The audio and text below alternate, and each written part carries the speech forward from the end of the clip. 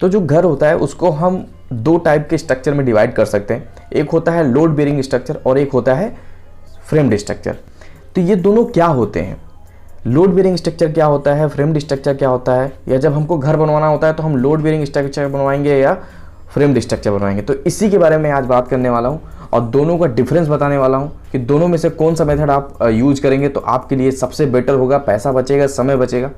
तो वीडियो को छोड़िएगा नहीं, लास्ट तक देखिएगा, पूरी अच्छे तरीके से मैं डिफरेंस बताने वाला हूँ आपको। तो चलिए स्टार्ट करते हैं।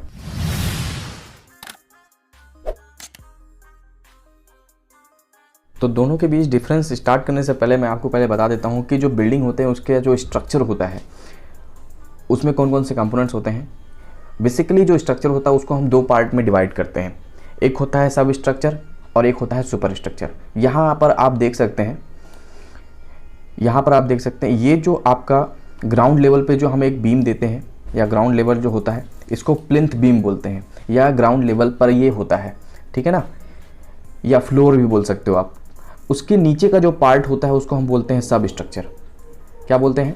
सब स्ट्रक्चर, जिसमें आपके फाउंडेशंस आते हैं, फुटिंग्स आती हैं, ठीक है ना। किसी भी बिल्डिंग का जो सब स्ट्रक्चर होता है वो उसका फाउंडेशन वाला जो पार्ट होता है वो सब स्ट्रक्चर। फिर उसके ऊपर मतलब ग्राउंड लेवल से जितने भी ऊपर तक आप जाओगे वो आपका क्या होता है? सुपर स्ट्रक्चर, ठीक है ना। ये जो सब स्ट्रक्चर होता है इसका बेसिक जो काम होता है, सब स्ट्रक्चर का बेसिक जो काम होता है वो क्या होता है कि सुपर स्ट्रक्चर का जो लोड है, सुपर स्ट्रक्चर का लोड ये जो आपका ग्राउंड में जो सॉइल होती है इसमें ट्रांसफ़र करना, ये सॉइल में आपका ट्रांसफ़र करना, ठीक है ना, सॉइल में ट्रांसफ़र करना। अब सुपर स्ट्रक्चर में कई सारे कंपोनेंट्स होते हैं बिल्डिंग के। अब जो बिल्डिंग आप बनाते हो बेसिकली दो टाइप से बनाया जाता है, एक होता है लोड बेयरिंग स्ट्रक्चर और एक होता है फ्रेम्ड स्ट्रक्चर। अब पहले मैं आपको दोनों का फिगर दिखा देता हूँ, फिर आपको और अच्छे से समझ में आएगा। ये दोनों का फिगर आप देख सकते हैं, लेफ्ट साइड में जो है वो है लोड बेयरिंग स्ट्रक्चर और राइट साइड में आपका फ्रेम्ड स्ट्रक्चर है। लोड बेयरिंग स्ट्रक्चर जो होता है उसमें आप देख सकते हो कौन कौन से कंपोनेंट्स होते हैं बिल्डिंग के। ये ऊपर जो होता है वो स्लैब होता है, फिर ये आपका पूरा का पूरा ब्रिक वर्क होता है, ठीक, फिर स्लैब जैसा है, और ये सारा का सारा जो लोड होता है वो ब्रिक वर्क से मतलब जो ब्रिक वॉल होती है उससे ट्रांसफ़र होकर के ग्राउंड में चला जाता है, ठीक है। अब हम देख लेते हैं फ्रेम्ड स्ट्रक्चर। अभी मैं और अच्छे से बताऊंगा इसको आपको। फ्रेम्ड स्ट्रक्चर में आप देख सकते हैं जो इसके कंपोनेंट्स हैं वो कॉलम है, स्लैब, बीम और फाउंडेशन, फाउंडेशन में फुटिंग्स सबसे नीचे वाला। दोनों का चलिए मैं डिफरेंस दिखाता हूँ अच्छे से। जो लोड का ट्रांसफ़र होता है वो कैसे होता है, लोड ट्रांसफ़र आप देख सकते हैं। लोड बेयरिंग सिस्टम जो है उसमें जो स्ट्रक्चर है उसका जो लोड का ट्रांसफ़र है वो स्लैब से होता हुआ वॉल में जाता है, वॉल के बाद वॉल फाउंडेशन। देखो जो फाउंडेशन भी बनती है वो क्या होती है, वो वॉल की ही होती है, दीवार के ईंटों से ही बनाया जाता है फाउंडेशन, जो आपका लोड बेयरिंग सिस्टम होता है, ठीक है ना। इसमें कोई भी आरसीसी वर्क नहीं होता, केवल आपका अगर बात करें तो स्लैब मतलब छत में ही आरसीसी वर्क होता है, ठीक है ना, बाकी सब आपकी दीवार होती है। उसके बाद क्या होता है, वॉल फाउंडेशन से होता हुआ जो आपका टोटल लोड होता है वो सॉइल में चला जाता है, मीन्स अर्थ में चला जाता है, ठीक है ना। अब हम देख लेते हैं फ्रेम्ड स्ट्रक्चर कैसा होता है। ये देखिए फ्रेम्ड स्ट्रक्चर में जो लोड ट्रांसफ़र होता है वो कैसे होता है, लोड का ट्रांसफ़र स्लैब से, फिर बीम, स्लैब से बीम में जाता है, फिर कॉलम या जिसको पिलर बोलते हो आप, फिर फाउंडेशन जिसको फुटिंग बोलेंगे, ठीक है ना। और उसके बाद पूरा का पूरा लोड कहाँ पर चला जाता है, अर्थ में चला जाता है, मीन्स सॉइल में, ठीक है। यहाँ पर देख सकते हैं आप फिगर में, ये जो आपका स्लैब है, ठीक ना, ये आपके अलग अलग फ्लोर हैं, स्लैब का जो लोड है वो ये आपकी बीम है, ये बीम है, ठीक है ना, हॉरिजॉन्टल कंपोनेंट, ये बीम है आपकी, ठीक।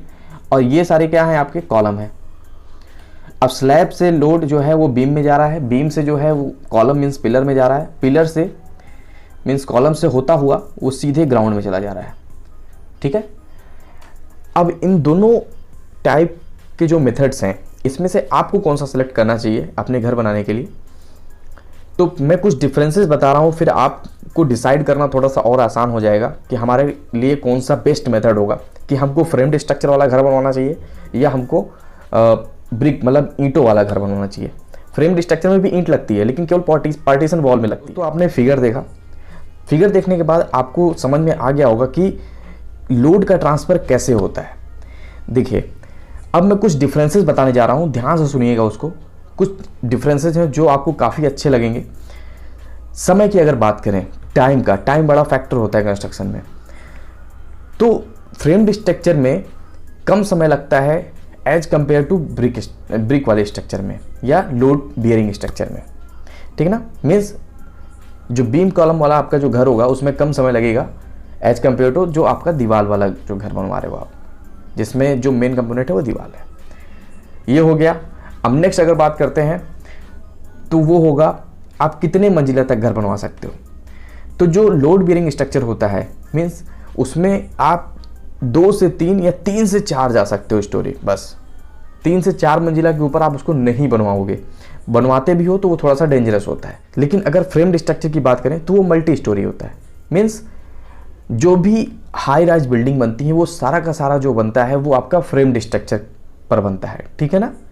क्योंकि जो लोड का ट्रांसफ़र होता है बड़ा यूनिक तरीके से होता है, ठीक है ना। टोटली वर्टिकली नीचे चला जाता है ग्राउंड में सारा लोड, ठीक है। एक तो ये हो गया। नेक्स्ट पॉइंट मैं बात कर रहा हूँ, बहुत इंपॉर्टेंट पॉइंट है, अर्थक्वेक। अगर आपके एरिया में अर्थक्वेक आता है तो आपके लिए कौन सा बेस्ट होगा, फ्रेम्ड स्ट्रक्चर या लोड बेयरिंग स्ट्रक्चर? तो मैं कहूँगा कि फ्रेम्ड स्ट्रक्चर। कैसे? थोड़ा सा ज़्यादा इलास्टिक होता है, मीन्स ज़्यादा टिकेगा अर्थक्वेक जब आएगा तब आपका फ्रेम्ड स्ट्रक्चर। जबकि जो आपका लोड बियरिंग स्ट्रक्चर होगा वो थोड़ा सा रिजिड होता है, मतलब उसमें दीवारों में क्रैक्स आ जाएंगी, ठीक है ना। और क्रैक्स आने की वजह से आपका पूरा का पूरा घर जो है वो गिर सकता है। लेकिन फ्रेम्ड स्ट्रक्चर नहीं गिरेगा। उसका रीज़न है क्योंकि हर जगह पर आरसीसी हुआ रहता है। मतलब अगर मैं बात करूं प्लिंथ बीम जो होती है उसमें आरसीसी मीन्स रेनफोर्समेंट सरिया डाला जाता है, कॉलम में भी डाला जाता है सरिया, फिर बीम में भी सरिया डाला जाता है और फिर स्लैब में भी सरिया डाला जाता है। ये पूरा का पूरा एक यूनिक स्ट्रक्चर बन जाता है, ठीक है ना। तो ये ज़्यादा स्टेबल होता है, ज़्यादा टिकेगा अर्थक्वेक में as compare to load bearing structure. Next बात करते हैं, जो लोड बियरिंग स्ट्रक्चर होता है उसकी जो फाउंडेशन होती है, उसकी जो एग्जावेशन करवाते हैं, खुदाई करवाते हैं फाउंडेशन के लिए, उसमें थोड़ा सा ज़्यादा करवाना पड़ता है। लेकिन अगर हम बात करते हैं फ्रेम्ड स्ट्रक्चर भी, तो उसमें आपका जो खुदाई होती है, एग्जावेशन होता है फाउंडेशन के लिए, वो थोड़ा सा कम होता है। लेकिन ये डिपेंड करता है सॉइल के ऊपर, ठीक है ना। तो बहुत टाइप की फुटिंग होती है, बहुत टाइप के फाउंडेशन बनाए जाते हैं, ठीक है। तो उस पर मैं किसी अलग से एक वीडियो स्पेशल बना दूंगा। वैसे आप समझ के चलिएगा कि सॉइल के टाइप के ऊपर, मतलब मिट्टी किस तरीके की मिट्टी है उसके ऊपर फाउंडेशन डिपेंड करता है। किस टाइप का साइज, शेप कैसा होना चाहिए फाउंडेशन को, उस पर डिपेंड करता है। अब बात करते हैं फ्लोर एरिया की। जब आप लोड बियरिंग स्ट्रक्चर बनवाओगे तो उसमें जो दीवार होती है वो लोड बियर कर रही होती है, तो आप 9 इंचेस से कम की दीवार नहीं दोगे। सारी एक्सटर्नल वाल आपकी 9 इंचेस होंगी, ठीक है ना। और यहाँ तक कि इंटरनल वाल भी 9 इंचेज होंगी, क्योंकि सारा का सारा लोड दीवार को सहना है। 4 इंचेस की वाल बहुत कम होंगी। तो इसकी वजह से जो आपका प्लॉट एरिया होगा ना, मोटी मोटी दीवारें आ जाएंगी, तब जो अंदर कमरे का एरिया बचेगा बहुत कम बचेगा। अब बात करते हैं आपका फ्रेम्ड स्ट्रक्चर में। फ्रेम्ड स्ट्रक्चर में आपको पता है दीवार के कोनों से चली जाएगी कॉलम, पिलर चली जाएगी, बाकी का एरिया आपके पास बचा है। अब वहाँ पे 4 इंच की वॉल आप बना सकते हो। 4 इंच मतलब पतली सी वॉल बना सकते हो, क्योंकि उसको लोड तो लेना नहीं है, क्योंकि वो लोड तो बियर नहीं करना है, उसको पार्टीशन वॉल है। तो यहाँ पर रूम का एरिया आपको ज़्यादा मिल जाएगा। अब नेक्स्ट की बात करते हैं, जो लोड बियरिंग स्ट्रक्चर होता है उसमें लेबर्स बहुत ज़्यादा लगते हैं, क्योंकि एक एक ईंट को उठा करके लाना होता है। और बात करते हैं कि फ्रेम्ड स्ट्रक्चर में वहाँ पर लेबर्स कम यूज होते हैं, ठीक है ना। लेबर का मतलब आपको पैसे कम देने पड़ेंगे। फ्रेम्ड स्ट्रक्चर में जो भी लेबर आप यूज करेंगे वो स्किल्ड लेबर, मतलब थोड़े से तकनीक रूप से वो अच्छे होने चाहिए, ठीक है ना, टेक्निकल नॉलेज होनी चाहिए उनको। अब नेक्स्ट की बात करते हैं, बहुत इंपॉर्टेंट है।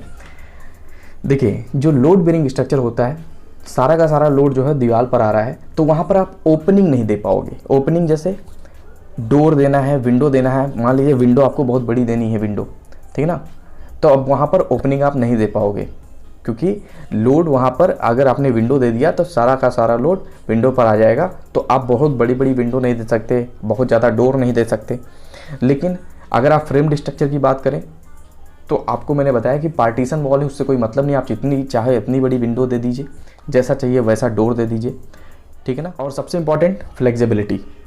फ्लेक्सिबिलिटी मीन्स हो गया कि मान लीजिए जो लोड बेयरिंग स्ट्रक्चर होता है वो क्या होता है कि ड्राइंग आपके पास तो होगा, वैसे तो फ्रेम्ड स्ट्रक्चर की भी ड्राइंग होगी, लेकिन जो भी आपका लोड बेयरिंग स्ट्रक्चर होगा उसमें जो रूम आपने बना दिया वो तब से जब तक बिल्डिंग रहेगी तब तक रहेगी, आप चेंज नहीं कर सकते। कुछ मन किया कि ये दीवार तोड़ करके हटा दूँ, रूम को बड़ा कर लूँ, ऐसा नहीं कर सकते। लेकिन जो आपका फ्रेम्ड स्ट्रक्चर होगा उसमें ऐसा आप कर सकते हो, क्योंकि पार्टीशन वॉल है, आपको मन कर रहा है कि ये एक हमारी दीवार है उसको मैं तोड़ करके बड़ा करना चाहता हूँ रूम, या ये पूरा का पूरा नीचे का नक्शा ही चेंज कर देना चाहता हूँ, कर सकते हो, कोई प्रॉब्लम नहीं है। बस आपको क्या ध्यान देना है, आपको बीम, कॉलम, स्लैब और जो फाउंडेशन है उसको नहीं छेड़ना, उसको छूना ही नहीं है, इतना मत छूइए। मतलब आई थिंक आपको समझ में आ गया होगा। बहुत ही अच्छा टॉपिक है, अच्छा लगा हो तो ज़रूर औरों के साथ शेयर करिए। और आप हमारी वीडियोस को लाइक नहीं करते हो, सबसे इंपॉर्टेंट सब्सक्राइब नहीं करते हो, तो सब्सक्राइब जरूर किया करिए हमारे चैनल को, ताकि मैं जब भी कोई नया वीडियो लेकर के आऊँ तो आपको उसको नोटिफिकेशन मिल जाए और उससे हमको थोड़ी सी मोटिवेशन भी मिलती है। Thanks for watching.